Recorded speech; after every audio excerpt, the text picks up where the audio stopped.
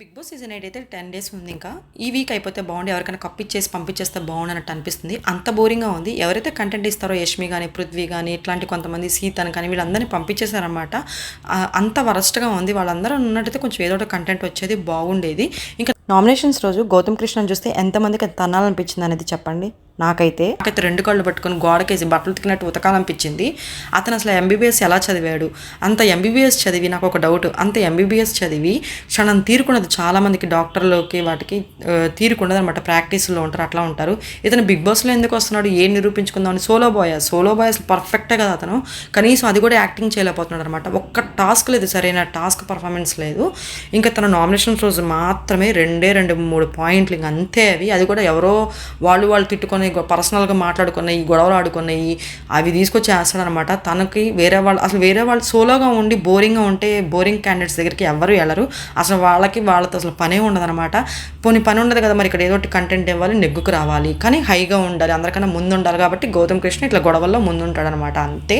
అసలు ఎంబీబీఎస్ చదివి అంత తీరిక ఎక్కడుందో అసలు అర్థం అవడం లేదు. ఇంకా నామినేషన్స్ రోజు ఏదైతే వర్డ్స్ యూజ్ చేశాడో అట్లానే చాలా టంగ్ స్లిప్ అవుతూ ఉంటాడనమాట. పెద్ద ఏంటో వీరుడిలాగా 2 చేతులు కట్టుకొని ముందుకు వెళ్ళిపోవడం.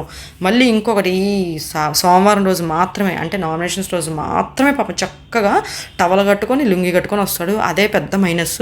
ఇప్పుడు నిఖిల్ మాట్లాడేటప్పుడు పెద్దగా మాట్లాడాడు కదా, నువ్వు ఇది వరకు మాట్లాడలేదు, ఇప్పుడు ఎందుకు మాట్లాడుతావు అంటే, మొన్నటి వరకు మాట్లాడలేదు, ఇప్పుడు ఎందుకు మాట్లాడుతున్నావు అంటే నిఖిల్ అంటాడు, నన్ను బ్లేమ్ చేస్తున్నావు, నీ బ్లేమ్ నేను లెక్క చేయను అనే విధానంలో మాట్లాడుతూ ఉన్నప్పుడు మధ్యలో అంటాడు అనమాట.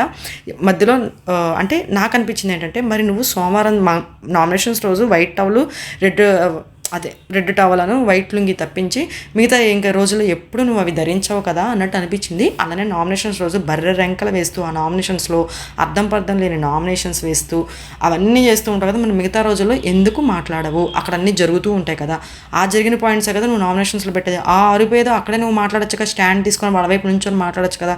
లేదు, ఎందుకంటే ఎటు టాస్క్ ఆడడం, మళ్ళీ పాయింట్స్ ఉండవు. మళ్ళీ అక్కడే మాట్లాడేస్తే ఆ గొడవల్లో అక్కడికి వెళ్ళి వాళ్ళ మధ్యలో దూరి మాట్లాడేస్తే మనకి నామినేషన్స్లో పాయింట్స్ ఉండవు కదా. సో అందుకని మాట్లాడారనమాట. అంతే, ఓన్లీ నామినేషన్స్ రోజు మాత్రమే మాట్లాడతారు. ఇక్కడ ఉన్న వాళ్ళు ఏదో ఒక విధంగా కంటెంట్ ఇస్తున్నారు కానీ ఈయన మాత్రం నామినేషన్స్ రోజు మాత్రమే కనిపిస్తాడు. ఒళ్ళు వంచి పని చేయడం కానీ ఏమీ ఉండవు.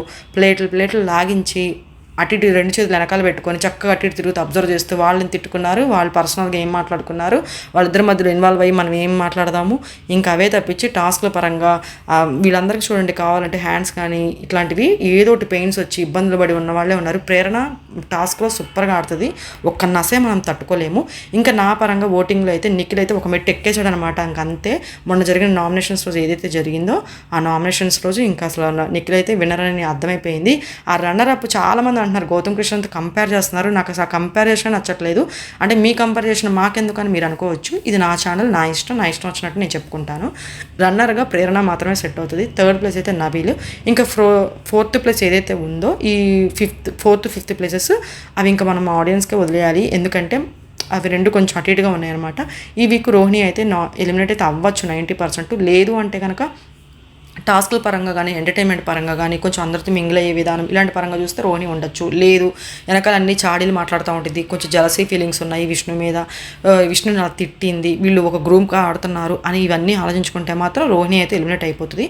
దానికి తోటి ఇంకోటి ఏంటంటే ఇప్పటివరకు నామినేషన్స్ రాలేదు కాబట్టి ఓట్ బ్యాంకింగ్ కూడా కొంచెం తక్కువగానే ఉంటుంది. వీళ్ళందరూ ఒక ఫిక్స్డ్ ఓట్ బ్యాంకింగ్ ఉంటుంది అనమాట. అటు ఇటుగా పెరుగుతూ తగ్గుతూ ఉంటుంది. వీళ్ళది ఏంటంటే ఇంతవరకు పర్ఫెక్ట్గా తెలియదు కాబట్టి చెప్పలేము. డేంజర్ జోన్లో రోహిణి అయితే ఉండొచ్చు. ఆ తర్వాత విష్ణుప్రియ అనమాట. ఇంకా విష్ణుప్రియ అయితే నేనైతే టాప్ 5లో ఉండాలని అనుకుంటున్నాను. తను చాలా హ్యూమన్ బీయింగ్. ఎక్కడ మాట్లాడాలి అంటే ఏదైనా మాట్లాడితే వాళ్ళు బాధపడతారేమో అనేటట్టు ఉంటుంది. చాలామంది టాస్కులు ఎక్కడ కనబడలేదు, టేస్ట్ తెచ్చే బయటకు వచ్చిన తర్వాత అంటున్నాడు అసలు అవి ఏం ఆడింది అని అంటున్నాడు కదా. నువ్వు రంకెలు వేసుకొని నోరు అదంతా పెట్టుకొని రంకెలు వేసుకొని అవన్నీ మాట్లాడితే ఆడినట్ట. తను టాస్కులు ఎంతవరకు అయితే ఆడాలో అంతవరకు పర్ఫామ్ చేసింది, ఆడింది. కానీ వీళ్ళకి మళ్ళీ తను పెద్దగా మాట్లాడి అరవడం అలాంటివి చేయదు కాబట్టి ఎవరికి కనిపించలేదు తను మాట్లాడినట్టు. అంతే, టాస్కులు ఆడింది, లవ్ అఫైర్ ఉంది, జెన్యూన్, అది కూడా అన్నిట్లో తన పని ఏదైతే ఉందో అది తను చేయడము అంతవరకు మనకు అన్ని ఎడిటింగ్లో ఎపిసోడ్లో చూపించరు. నా పరంగా హౌస్లో ఒక ఫ్యామిలీ టైప్లో కానీ ఒక ఇన్నోసెంట్ కానీ అంటే హ్యూమన్ బీయింగ్ ఉన్న వాళ్ళలో నిఖిల్, విష్ణుప్రియ అయితే నాకు అనిపించింది. ప్రేరణ కూడా చాలా బాగా టాస్క్లు ఆడటం అన్నీ చేస్తుంది, కానీ తన జోలికి ఎవరైనా వస్తే మాత్రం ఇంకా ఆ టాపిక్ని ల్యాక్ చేస్తూనే ఉంటుంది అనమాట. కానీ మాట్లాడే పాయింట్ పెట్టిందంటే అది మాత్రం కరెక్ట్. గౌతమ్ కృష్ణ గురించి ఫస్ట్ గెస్ట్ చేసి అసలు తన బిహేవియర్, తన క్యారెక్టర్, తను అసలు ఏం ప్లాన్తో వచ్చాడు, ఏ స్ట్రాటజీస్ యూస్ చేస్తున్నాడని పబ్లిక్గా తనే చెప్పింది ప్లాట్ఫామ్ మీద. తను గౌతమ్ కృష్ణకి ఎవరైతే పోటీ ఉంటారో వాళ్ళతో గొడవలు పెట్టుకొని రంకలేస్తూ ఉంటాడనమాట. ఈ సీజన్లో నిఖిల్ ప్రేరణతో ఇద్దరితోనే ఎక్కువ గొడవలు పెట్టుకున్నాడు. మీరు అబ్జర్వ్ చేసినట్లయితే లాస్ట్ సీజన్లో అయితే శివాజీని అండ్ పల్లవి ప్రశాంత్ని అయితే రతికా విషయంలో శివాజీ అయితే అసలు టాస్క్ ఆడట్లేదు అన్నట్టుగా అనమాట. సో ఆ పరంగా వాళ్ళిద్దరిని అక్కడ ఈ సీజన్లో వీళ్ళిద్దరిని అన్నట్టు నాకు అనిపించింది, నా పర్సనల్ ఒపీనియన్. ఇంకా ఓటింగ్లో మాత్రం లేదంటే టాప్ 5లో ఉండాలనుకుంటుంది అయితే నిఖిల్, ప్రేరణ, నబీల్ అండ్ తర్వాత ఈ 4th, 5th పొజిషన్స్ మాత్రం అది ఇంకా మనం వెయిట్ చేయాల్సిందే. విష్ణు వెళ్ళకుండా ఉంటే బాగుంటుందేమో నాకు అనిపిస్తుంది అనమాట. ఇప్పటివరకు మీకు ఈ వీడియో నచ్చింది అనుకుంటున్నాను. నచ్చితే ప్లీజ్ లైక్ చేసి మన ఛానల్కి కొంచెం రీచ్ ఇస్తారని నేనైతే అనుకుంటున్నాను. మరిన్ని మోర్ అప్డేట్స్తో నేను నెక్స్ట్ వీడియోలో కలుస్తాను. అప్పటి వరకు don't miss it. Thank you.